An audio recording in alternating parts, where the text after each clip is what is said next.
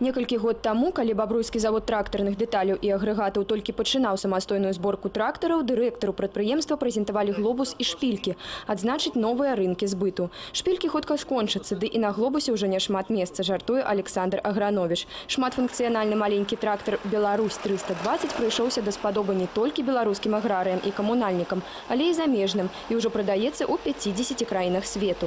В этом году мы соберем и реализуем этой продукции именно тракторов до 2200 тракторов.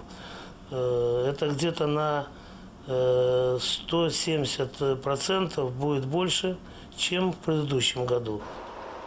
Монголия, Малайзия, Пакистан, краіны афрыканскага кантынента і Азіі. Сёлета геаграфію экспорта пашырылі на 8 краін. Да лінейкі трактароў зараз далучаецца новая мадэль «Беларусь-320.5». Гэта мадыфікаваны варыянт старэйшай мадэлі, больш камфортабельны і эрганамічны. Он максимально унифицирован с базовой моделью, и его за счет этого можно использовать все те прицепные и агрегатируемые устройства, которые используются и для базовой модели. Важно не толькі прыцягнуць валюту, але і захаваць яе ў краіне. На бабруйскім заводзе рэалізуецца буйны інвестыцыйны праект па выпуску дыскавых колаў. У гэтай нішы бабруйскія трактарабудаўнікі ўжо шмат год манапалісты ў Беларусі. Новая лінія дазволіць павялічыць і наменклатуру, і аб'ёмы прадукцыі, забяспечыць дыскавымі коламі ўсю гаму сельгазтэхнікі. Мы будем выпускать 15 типа размеров колес.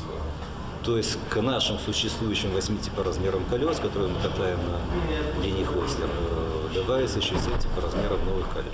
Вместе с существующей на нашем заводе линией Хойслер, после модернизации этой линии, они будут производить порядка 500 тысяч колес в год. Першую прадукцыю пачнуць выпускаць уже на пачатку новага года, паступова павялічвае аб'ёмы. Плануецца, што ўжо праз некалькі год дыскавыя колы будуць складаць трэць аб'ёму прадукцыі завода і карыстацца не меншым попытам, чым запасныя часткі і трактары. Крысціна Каранкевіч, Тацяна Матюшонак, Александр Дзямешченка. Навіны рэгіён.